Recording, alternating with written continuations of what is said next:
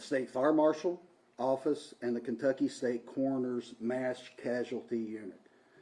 We have coroners here from across the state assisting in this recovery effort. The City of Carrollton has been very diligent and very helpful in obtaining counseling, employee assistance for anyone that needs assistance while they're dealing, the first responders that is dealing with this recovery. The family at this time is asking for their privacy. If anyone has contact information or contacts them, please give them their time to grieve. It's a terrible loss for that family, as you can imagine. At this time, I'd like to just say to please keep that family in your prayer.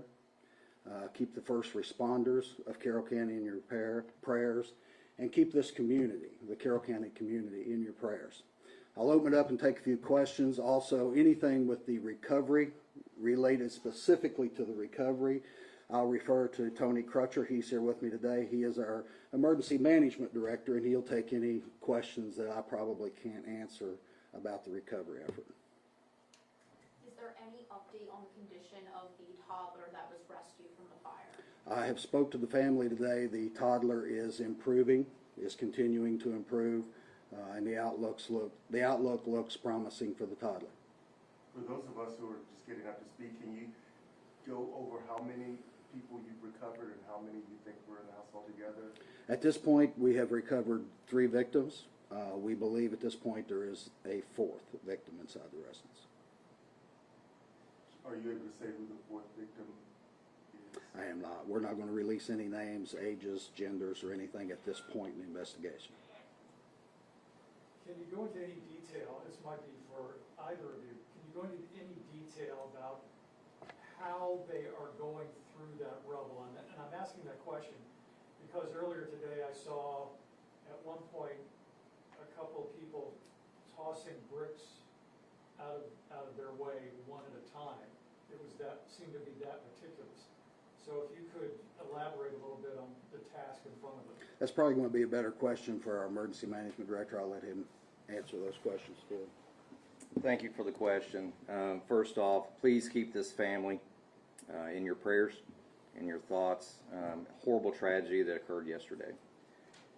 Our meticulous workflow that we have is a combination of heavy equipment to move the large debris, and then we also are going hand by hand through that material, making sure we don't miss anything.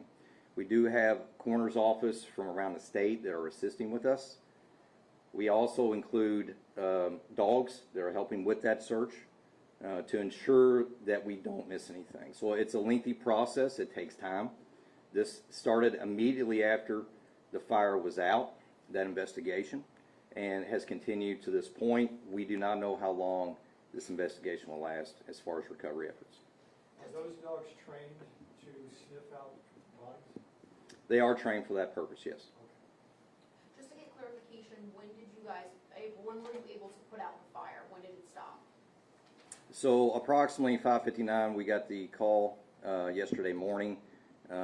We had first responders, including law enforcement, there within approximately 2 to 3 minutes to help facilitate rescue. It was a heavy fire, a large amount of fire. This was a large home, and it was fully engulfed by the time we had our fire department personnel there. So we had control within an hour of that fire. Now, once your initial fire is out, it does take time. You have a lot of hot spots that we incur. So there was a lengthy process of making sure it was out and to the point it was safe for recovery team efforts to approach. We know the roof collapsed. I believe the house has a basement. Did the floor collapse into the basement as well? Yeah, majority of the home did collapse due to the heavy amount of fire that incurred. Into the basement? A majority of that debris did end up in the basement. Can you talk about how first responders at the scene are doing? You mentioned counselors earlier. Yeah, I appreciate you asking that question. Our local responders, along with other adjacent counties that have responded to this, have done an outstanding job. So they have worked relentlessly throughout the night. We've had control of that scene since it started. They are doing well. We did have immediate crisis debriefing counselors on scene yesterday within hours. They have been available to us this whole time, and we will continue to have a formal crisis debrief with our emergency responders early next week. You talked about you're getting a lot of assistance, and I saw both Oldham County and Rowan County coroners on the scene. Is that typical to have that much of a response for a scene this big, or is it just such a big scene you needed that additional help? So our state coroners offices have a great network. Typically, when you suspect that you may have multiple fatalities, they will go ahead and have a team respond to help the local services. Understand this small community, right? So we don't have a whole lot of resources here when you have multiple fatalities, that potential. So they will go ahead and send a team to assist. They've been wonderful to work with. What has that support been like from other counties and other teams? It seems like it's been quite an effort to support you guys during this time. So for emergency responders, it's a family, whether it's law enforcement, EMS, or fire, including our coroner's office. Everybody has worked wonderfully together. We've established our incident command system from the first moment this incident occurred, and that has been carried throughout. So they're all working within our fire chief, our Carrollton fire chief, and have done an outstanding job in working through this. When were the hot spots totally cooled down? So it was this morning before we could safely approach. We did do some work last night in certain portions of the incident, but we worked throughout the night to ensure we were cool in hot spots. A lot of debris there, a lot of heat that we had to work through. Were the debris and the heat some of the major factors in this recovery effort? Yeah, as far as hindering that, Yeah. yes, ma'am. So there was some time lapse there where we had to wait, especially throughout the night, because it was either not safe for those recovery efforts to take place.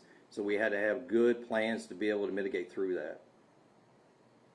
When the first responders show up to a scene like this, they're showing up obviously with the idea that they can rescue some people. The idea that there was nothing they could do in this situation has to weigh pretty heavily on that. Can you speak to that at all in your years of experience doing this kind of work? Yeah, so for our responders that we have there, we had a lot of seasoned folks that responded. This is not the first time that they've incurred these types of situations, unfortunately. It's something that we train for, something that you never get used to. And no human ever should have to be exposed to that. One of the great reasons why we need to make sure we keep our responders in your thoughts and prayers as well as they work through this incident. You mentioned that they've been working through the night. You've had a lot of agencies assisting.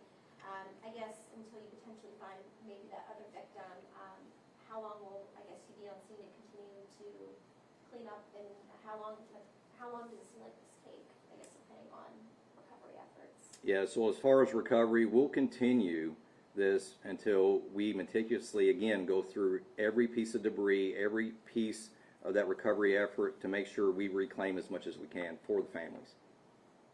When can we foresee another update from you guys? You want to speak on that?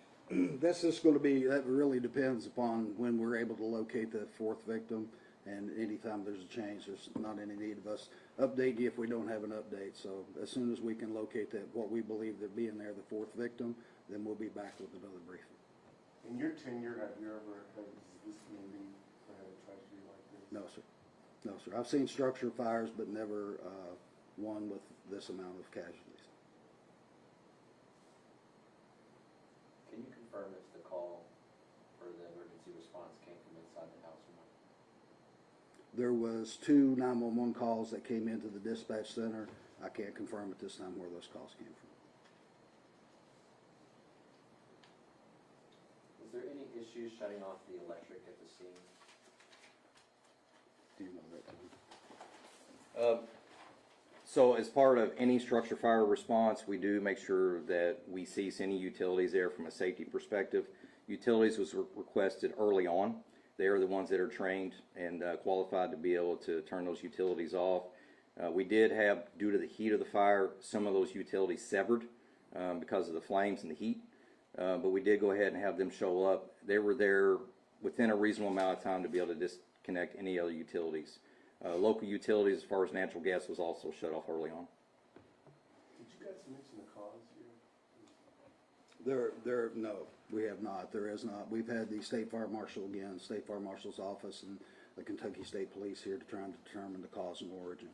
That's their specialty, they will determine that. People from around Kentucky are looking at this.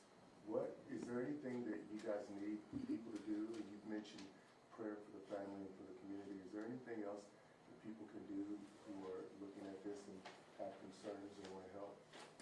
The community, this community itself has really pulled together. There has been food for the first responders. There's been outreach for the families. There was a vigil held last night here locally for the family. The biggest thing that we can do for these individuals in this community is our prayers. Could you elaborate just a little bit when you say the outlook looks promising for the toddler? Can you tell us what she's being treated for, the nature of her injuries? I can't really elaborate. I don't know. I spoke to family. They said the child, as of yesterday, was still intubated, but was still continuing to improve. Is there anything you want people to know about Carrollton outside of this tragedy? That this community has pulled together like no community that I've been a part of. It's a very tight-knit community, and again, that's the reason I say we need to pray for this community. The whole community, when one hurts, the whole community hurts. Has it been confirmed that the resident that lived there, that left the home prior, was a male resident? There was a male that left the residence prior, yes.